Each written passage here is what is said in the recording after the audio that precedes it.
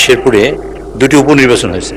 তো সেখান থেকে আমাদের মাননীয় সদস্য, শেরপুর 1 আসনে নির্বাচিত মাননীয় সদস্য হাফেজ রাশেদ, তিনি তার বক্তব্য বলেছিলেন তাদের একজন কর্মী সেই নির্বাচনে নিহত হয়েছে এবং তিনি এখানে পাঠ করেছেন নিরাজন।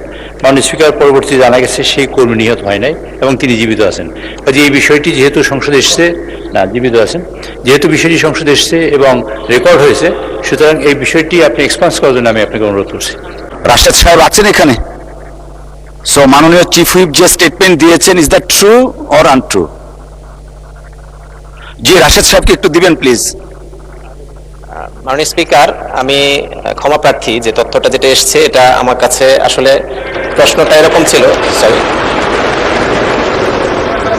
এরকম ছিল যে আমাদের আগে যে নির্বাচনে যিনি নিহত হয়েছেন তার সংবাদটা আমি তথ্যটা উপস্থাপন না করার কারণে আমাকে পাশ থেকে চিরকুটটা লেখা হয়। কিন্তু আমি পড়তে গিয়ে আগের শব্দটা তখন দেখিনি। ইন দ্য মিন টাইম যিনি অসুস্থ ছিলেন, অর্থাৎ যিনি আহত ছিলেন, তিনি কিন্তু মারাত্মক আহত ছিলেন এবং তিনি সেন্সলেস অবস্থায় ছিলেন। আমার কাছে ইনফরমেশনটা এরকম মনে হয়েছিল যে ওনার কথাটাই বলা হয়েছে। তো পরবর্তীতে আমি নোটিশ দিতে চেয়েছিলাম, কিন্তু কোনো কারণে আমি দিতে ভুলে গেছি আর কি, সরি।